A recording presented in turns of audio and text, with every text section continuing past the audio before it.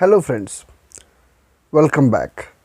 दोस्तों, आज हम बात करेंगे उनके बारे में जो छोटे कद के थे, बहुत सिंपल थे, धोती कुर्ता पहनते थे, मगर उनके हौसले बुलंद थे और वो उसूलों के बहुत पक्के थे।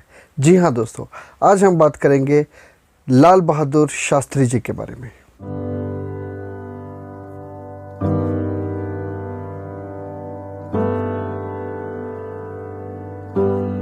दोस्तों, लाल बहादुर शास्त्री का जन्म उत्तर प्रदेश के मुगलसराय में हुआ 2 अक्टूबर 1904 को।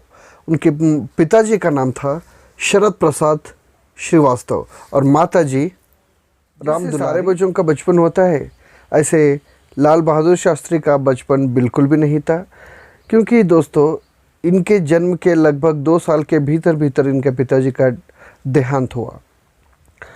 तो बचपन से ही एक स्वाभिमानी और सेल्फ मेड मैन की तरह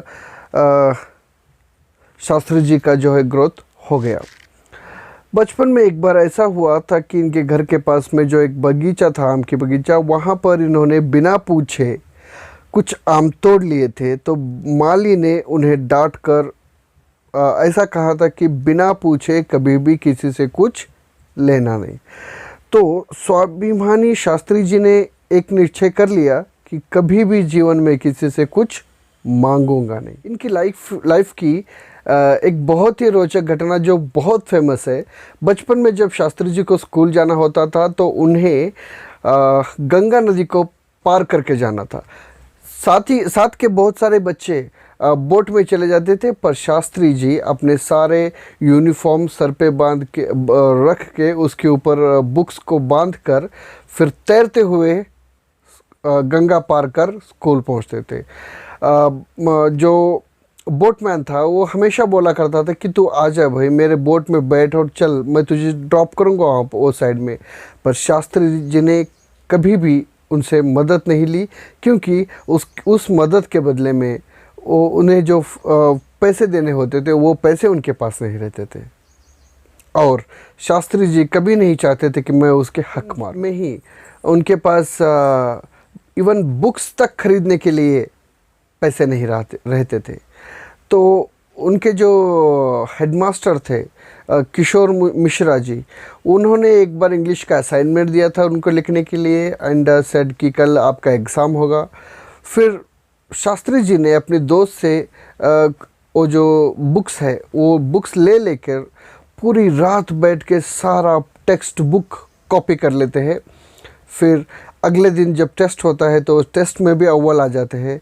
लेकिन जब ये सारा किस्सा मिश्रा जी को पता चल जाता है तो वो यहाँ सुनिश्चित करते हैं, क्योंकि उनकी एजुकेशन टाइम पर उनको जो मिनिमम बेसिक रिक्वायरमेंट है, बुक्स, नोटबुक्स, इस तरह के सारे चीज़ों को मुहैया किया जाए।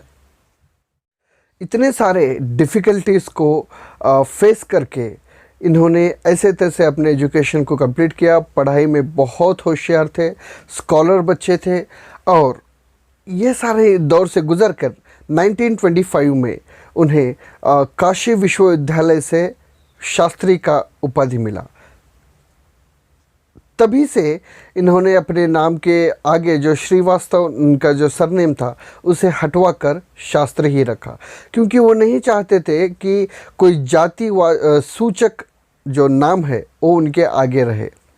तो शास्त्री इन्होंने जो गेन किया, इसका मतलब होता है एवरीथिंग, ही नोस एवरीथिंग।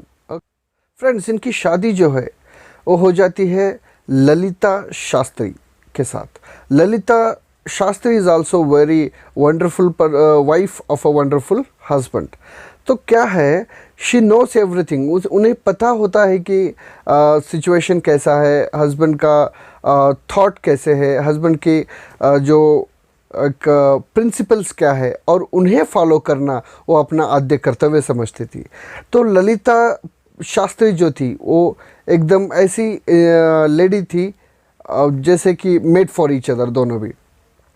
तो फ्रेंड्स, जब लाला लाजपत राय ने सर्वेंट ऑफ पीपल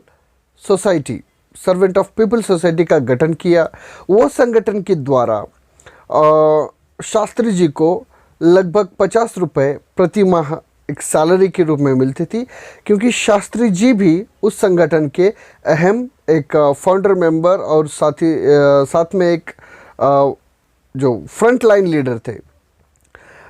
जब ये अमाउंट वो अपने फैमिली को भेजते थे, शास्त्री जी घर भेजते थे, तो हमेशा पूछा करते थे कि पैसे बस हो रहे कि नहीं बस हो रहे। तब ललिता जो शास्त्री उनकी वाइफ थी, वो हमेशा कहती थी कि काफ़ी है, मैं तो 40 में ही एडजस्ट कर पा रही हूँ, 50 तो मिल ही रहे, बहुत ही अच्छी बात है, हम खुश हैं।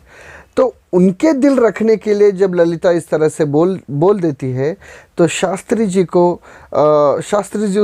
उस बात को सीरियस लेके संगठन में बता दिया कि मुझे 40 ही दीजिए, 40 में ही मेरा गुजारा हो रहा है, ये जो बच गए 10 ये आप ज़रूरतमंदों को दे दीजिए।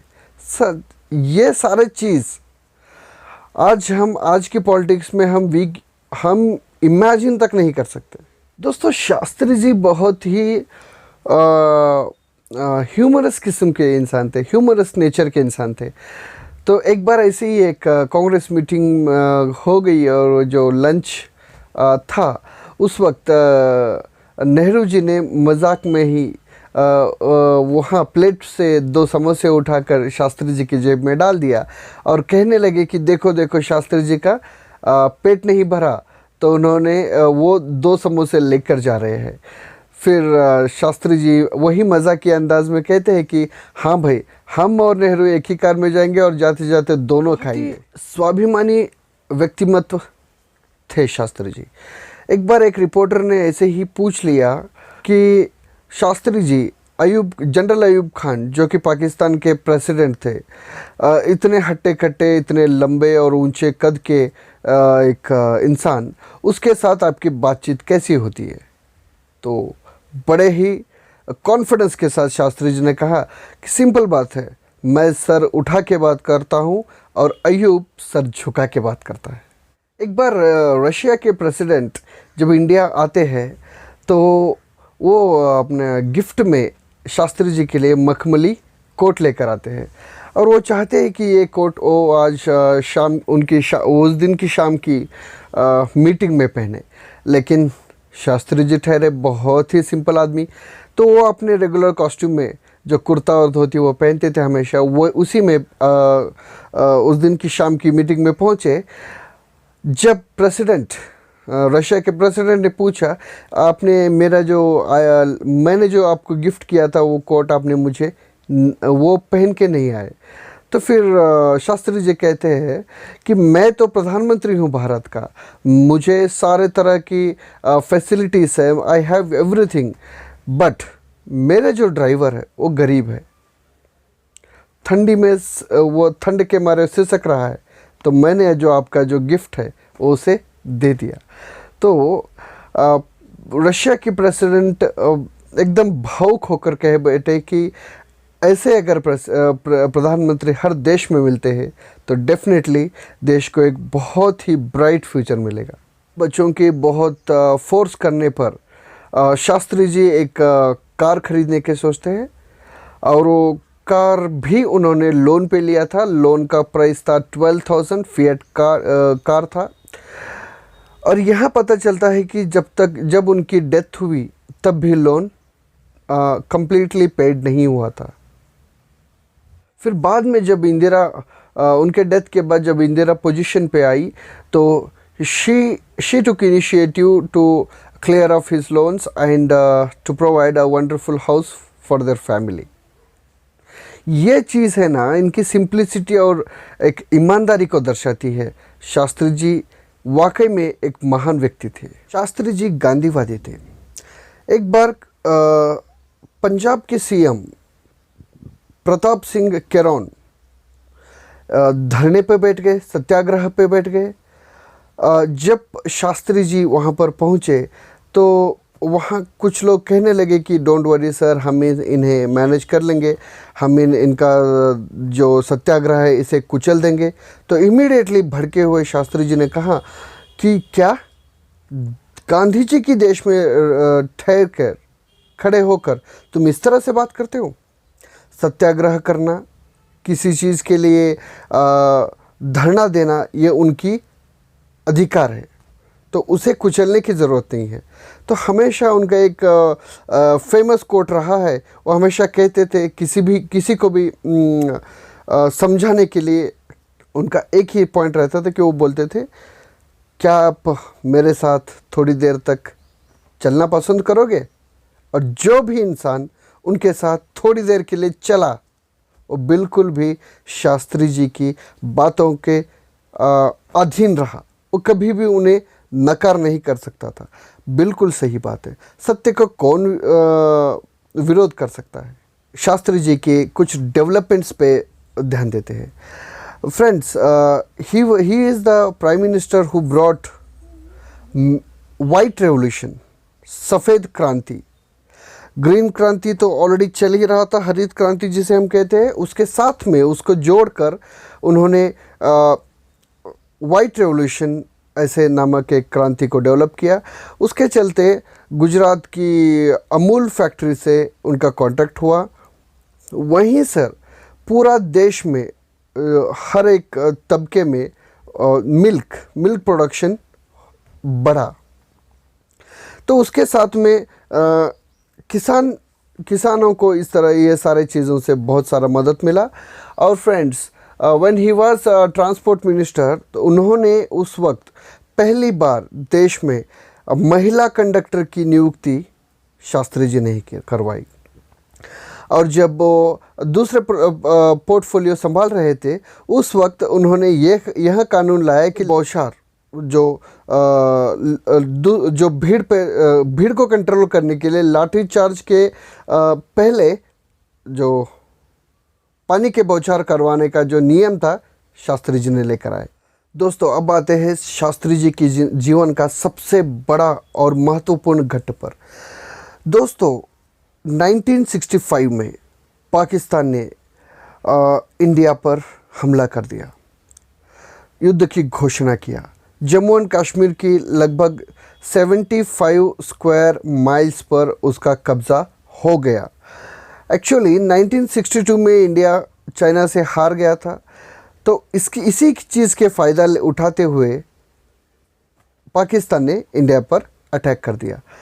तो फ्रेंड्स, जब जे.एन. चौधरी जो मिलिट्री चीफ थे और अर्जुन सिंह जो एयर मार्शल थे, ये दोनों आकर शास्त्री जी से आकर मिलते हैं और पूछते हैं अभी करना क्या है, क्योंकि जम्मू एंड कश्मीर में काफ़ी सारा अपना जो टेरिटरी है उस पे पाकिस्तान ने कब्ज़ा कर लिया है और युद्ध के लिए सन्नद्ध है। फिर शास्त्री जी बिना सोचे कहते हैं, let them acquire Jammu and Kashmir, you attack on Lahore. उन्हें जम्मू एंड कश्मीर पे आक्रमण करने दो, आप डायरेक्टली लाहौर पे आक्रमण करो। ये एक अलग नीति थी। वहाँ डिफेंस करने के साथ साथ यहाँ अटैक का भी नीति, ये जो दोहरा अटैक है, ये उन्होंने शास्त्री जी ने अपनाया। और देखते ही देखते पहली बार भारत की सेना अपनी सीमा को लांघकर पाकिस्तान में घुसकर लाहौर बिल्कुल 1 घंटे में लाहौर फतेह हो सकती थी, वहाँ तक उन्होंने लगभग 750 स्क्वायर किलोमीटर तक एरिया पाकिस्तान की इंडियन आर्मी ने एक्वायर कर चुका था। ये युद्ध 22 दिनों तक चली और इसी दरमियान यूएसए जो पाकिस्तान को बाहरी रूप से सपोर्ट करता था, तो यूएसए ने कहा कि हम वीट इंडिया को नहीं देंगे, गेहूं नहीं देंगे इंडिया को। तो शास्त्री जी ने कहा कि कोई प्रॉब्लम नहीं, मत दो, ज़रूरत नहीं है आपकी गेहूं की, लेकिन हम इंटरनेशनल प्रेशर में नहीं आएंगे और ये युद्ध को स्टॉप हम बिल्कुल नहीं करेंगे। तो उन्होंने सारे देश को संबोधित करते हुए कहा कि सारे मुल्क में अगर हर एक इंसान 1 दिन की उपवास करेगा तो भारत के पास काफ़ी मात्रा में अनाज बचेगा। और उसी के साथ उन्होंने एक और नारा उस वक्त दिया था जो कि हमेशा हिस्टोरिकली फेमस बन गया, वो था जय जवान और जय किसान। दोस्तों, जब पाकिस्तान जंग हार गया तो उन्होंने ताशकंद एग्रीमेंट का प्रस्ताव रखा और रशिया की मध्यस्थिका का चलते शास्त्री जी ताशकंद गए एग्रीमेंट पे साइन करने, और साइन करने के बाद अगले ही दिन वहाँ से खबर आया कि शास्त्री जी का हार्ट अटैक से शास्त्री जी से रिलेटेड एक दिलचस्प किस्सा ऐसा है, जब वो स्कूलिंग में थे तब हरिश्चंद्र इंटर कॉलेज से उनका स्कूलिंग कंप्लीट हुआ, हाई स्कूल का। तो उस वक्त एक प्रैक्टिकल के दौरान उनके हाथ से एक टेस्ट ट्यूब या फिर बीकर इस तरह का कोई इंस्ट्रूमेंट टूट जाता है, और ये चीज़ वहाँ का एक पियोन देवीलाल देख लेते हैं और गुस्से में आकर शास्त्री जी को एक थप्पड़ जड़ देते हैं और कह देते हैं कि गेट आउट।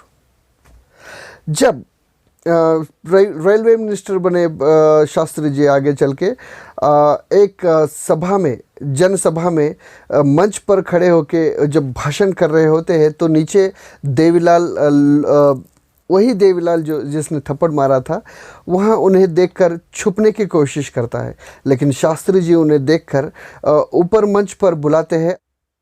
नेहरू जी के निधन के बाद प्राइम मिनिस्टरशिप के लिए जैसे कि देश में एक रेस सी लग गई, लेकिन जो के कामराजन थे, उस वक्त के AICC के प्रेसिडेंट थे, उन्होंने यह सुनिश्चित किया कि शास्त्री जी ही अगले प्रधानमंत्री बनेंगे, क्योंकि शास्त्री जी की ईमानदार छवि उन्हें एक विशेष रूप से नेहरू जी की अगले एक पीढ़ी के तौर पर उन्हें पेश करना बहुत सही समझा। शास्त्री जी बहुत ही सिंपल लिविंग में बिलीव करते थे। और फ्रेंड्स, एक बार उनके बेटे अनिल शास्त्री पापा को बिना बताए, जब वो प्रधानमंत्री थे, उनके जो ऑफिस की कार थी वह लेकर कॉलेज गए थे। तो बाद में जब शास्त्री जी को यह चीज़ पता चला तो ड्राइवर और बेटे दोनों खूब डांट खाए, और उसके साथ में ही paid 4 rupees as a that diesel charge. दोस्तों, शास्त्री जी वक्त के बहुत पाबंद थे। पंक्चुअलिटी उनके लाइफ का मूल मंत्र था। तो हुआ क्या, एक बार उन्हें दिल्ली से बाहर जाना होता है और साथ में अनिल शास्त्री जो उनके बेटे थे उन्हें भी लेकर जाने के बारे में सोचते हैं। तो अनिल को जब पता चलता है तो वो बहुत खुशी के मारे he was very ambitious to go out in flight. तो नेक्स्ट डे 8:30 को फ्लाइट था, लेकिन अनिल शास्त्री उस वक्त तक नहीं आ पाते हैं। तो 8:35 तक वेट करके शास्त्री जी निकल पड़ते हैं। उसूलों के पक्के इंसान को देश हमेशा सलाम करेगा। Thank you friends.